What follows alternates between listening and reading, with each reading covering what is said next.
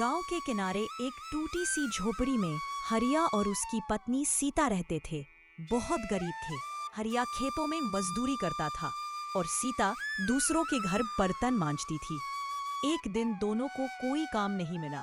दिन भर बिना कुछ खाए रात को दोनों खाली पेट सोने लगे। हरिया, आज तो भूख से जान ही निकल जाएगी। कल का क्या होगा? कुछ ना कुछ करना होगा सीता। अब और नहीं सहा जाता। थोड़ी देर बाद हरिया को एक विचार आया। सीता, तू तो अच्छा खाना बनाती है ना, क्यों ना हम एक छोटा सा नाश्ते का ठेला शुरू करें। ठेला? हमारे पास पैसे कहाँ है? पुराना एक ठेला पड़ा है मेरे दोस्त के पास, उससे मांग लूंगा। थोड़े से पैसे हैं, उससे कुछ सामग्री खरीद लेंगे। सच में पाव भाजी, डोसा, पूरी भाजी ये सब बनाऊं? हाँ, और तुझे तो सब पसंद भी करते हैं। उनकी आंखों में भूख के बदले अब उम्मीद चमकने लगी थी। सुबह की ठंडी हवा गांव की गलियों में घूम रही थी। हरिया और सीता ने रात भर ठीक से नींद नहीं ली, लेकिन आज उनके चेहरों पर थकान नहीं, उम्मीद थी। सीता, चलो, आज हमारा पहला दिन है। ठेला ठोपोंच कर तैयार कर लिया है। मैंने आटा गूंथ लिया है, आलू भी उबाल लिए हैं, पाव भाजी, डोसा, पूरी भाजी सब तैयार हो जाएगा। हरिया पास के बाजार से थोड़े बर्तन और गैस सिलेंडर ले आया था। उन्होंने गांव की चौपाल के पास एक पेड़ के नीचे ठेला खड़ा किया। बगल में छोटी टंकी में पानी, एक स्टोव और सीता के हाथों का स्वाद। हरिया, यह पाव भाजी की खुशबू देखो कितनी बढ़िया आ रही है। खुशबू नहीं सीता, यह तो हमारी मेहनत की महक है। थोड़ी ही देर में एक किसान पास आया, थका हुआ और भूखा। अरे भैया, क्या बना रहे हो? बड़ी सुगंध आ रही है। भैया आइए, गरम गरम पाव भाजी खाइए, अभी अभी तैयार की है।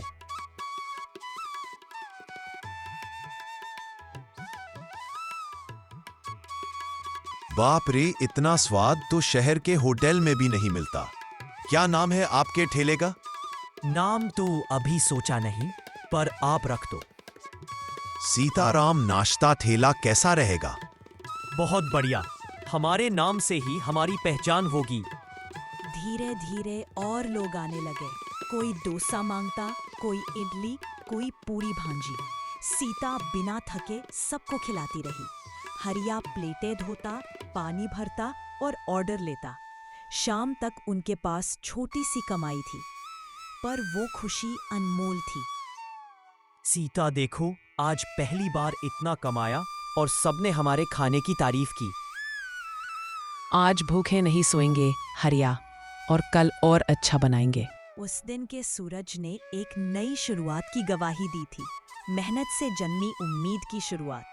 सुबह सुबह गांव में चिड़ियों की चहचहाट और सब्जी मंडी की हलचल शुरू हो चुकी थी।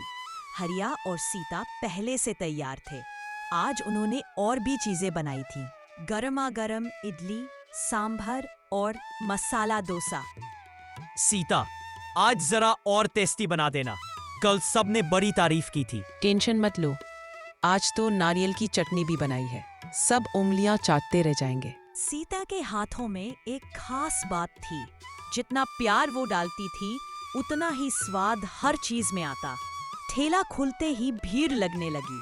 पहले दिन जिन लोगों ने खाया था, वो आज अपने रिश्तेदारों और दोस्तों को साथ लेकर आए थे। हरिया, सुनो भाई, कल सब तुम्हारे खाने की बड़ी चर्चा कर रहे थे। आज हमें भी स्वाद झकाओ। सरपंच जी, आपके लिए स्पेशल मसाला डोसा आ रहा है।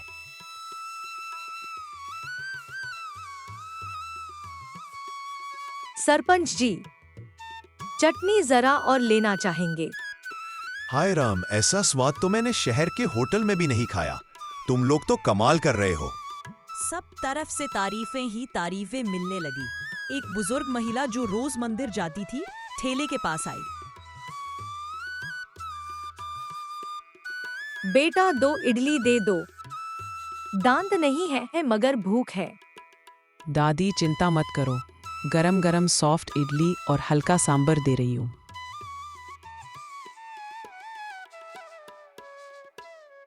बेटा, आज तूने माँ की याद दिला दी। हरिया और सीता की आंखें नम हो गईं। उस दिन उन्होंने समझा कि सिर्फ पैसा ही नहीं, प्यार से बने खाने की भी कीमत होती है। सीता, आज यह काम सिर्फ धंधा नहीं सेवा बन गया है, और स्वाद हमारी पहचान। गांव में अब एक ही चर्चा थी, सीताराम नाश्ता ठेला का स्वाद जो सबके दिलों में बसने लगा था। तीसरे दिन का सूरज जैसे हरिया और सीता के लिए खास चमक लेकर आया था। ठेले पर आज खास तैयारी थी। हरिया ने रंग बिरंगे झंडे लगाए थे। आज सब कुछ समय पर तैयार है। पूरी भाजी, डोसा, इडली, चाय भी। आज के दिन से हमें उम्मीद है सीता। देखते हैं कितना मुनाफा होगा। सुबह 7 बजे से ही ग्राहक आने लगे। कुछ लोग तो गांव के बाहर से भी आने लगे थे, सिर्फ स्वाद की चर्चा सुनकर। एक शिक्षक दंपति बाइक पर पहुंचे। यही है वो ठेला जिसकी इतनी तारीफ सुनी। चलो आज टेस्ट करते हैं। सर मैडम, ये रही आपकी स्पेशल पाव भाजी। खाकर बताइएगा जरूर।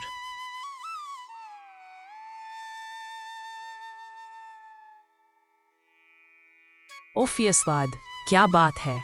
बिल्कुल मुंबई की याद आ गई। भीड़ बढ़ती गई। हरिया को अब टोकन देना पड़ा ताकि सभी को नंबर से खाना मिले। दोपहर होते होते पूरा सामान बिक गया। हरिया बैठा हिसाब करने लगा। छोटी सी डिब्बे में उसने पैसे गिनने शुरू किए। सीता देख, आज कुल मिलाकर 333 रुपए बचे हैं मुनाफे में।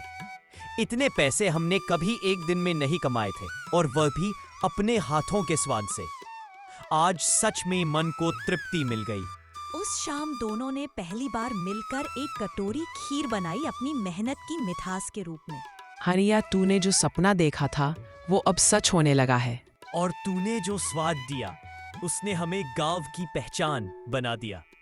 अब सीताराम नाश्ता ठेला गांव का जाना पहचाना नाम बन चुका था। हर सुबह वहां भीड़ लग जाती थी। बच्चे, बुजुर्ग, किसान, मजदूर, सभी को ठेले का खाना पसंद आने लगा था। दिन 2 युवक बाइक पर शहर से आए और ठेले के पास रुके। अरे, यही है वह मशहूर ठेला। बहुत सुना था इसके बारे में। चल भाई, पहले पाव भाजी लेते हैं, फिर देखते हैं और क्या है। सीता ने मुस्कुराते हुए गरम गरम पाव भाजी और इडली परोसी।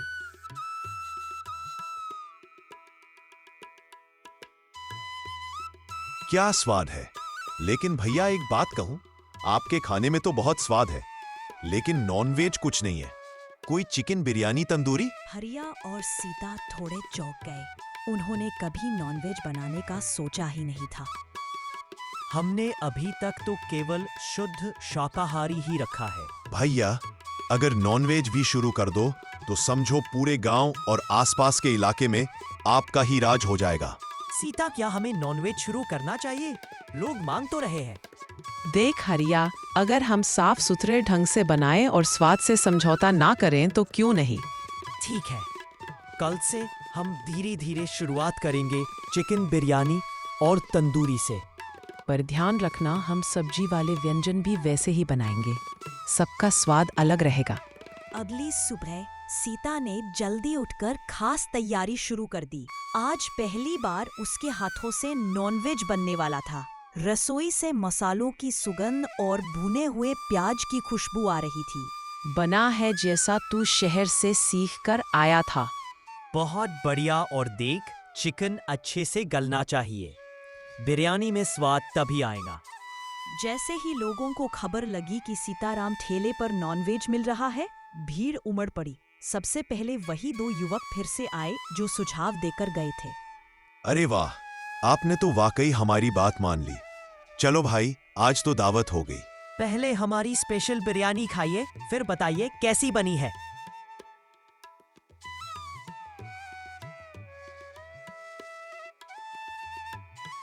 माँ कसम, इतना स्वाद तो होटल में भी नहीं आया। उसके बाद कई ग्राहक आए। किसी ने तंदूरी पसंद की, किसी ने मसालेदार करी। गांव के बुजुर्ग ठाकुर साहब भी आए, जिनका मानना था कि गांव में नॉनवेज नहीं बिकना चाहिए। हरिया, सुना है अब तुम मांस भी बेचने लगे हो। ठाकुर साहब, हमने शुद्धता और सफाई का पूरा ध्यान रखा है। जो नहीं खाना चाहता उसके लिए हमारी पुरानी सब्जी वाली थाली वैसे ही है। ठाकुर ने थोड़ी देर सोचा, फिर मुस्कुरा दिए। ठीक है, चलो एक बार देखता हूँ क्या खास बात है इस बिरयानी में।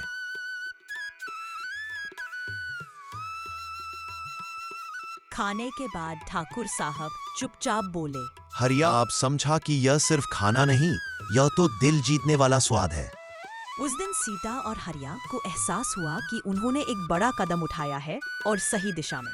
सीताराम ठेला अब केवल ठेला नहीं रहा था, वो एक पहचान बन चुका था।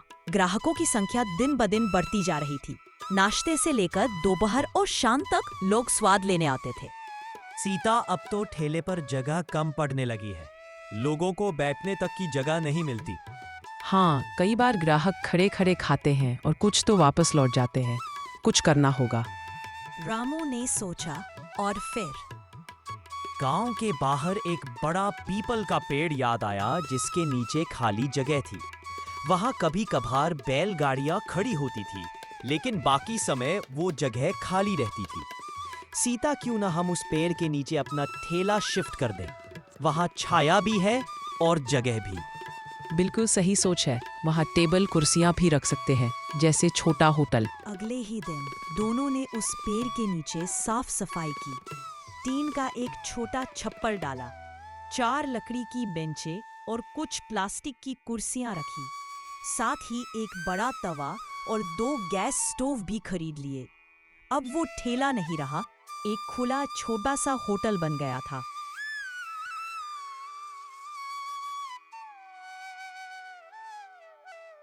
वाह हरिया भैया, अब तो होटल जैसी सुविधा हो गई। बैठकर आराम से खाओ और स्वाद भी वही पुराना। इस पेड़ के नीचे तो खाने का मजा ही अलग है। गांव के बाहर से भी लोग आने लगे। खेतों से लौटते किसान, पास के गांवों से मजदूर और यहाँ तक कि शहर से आने वाले लोग भी।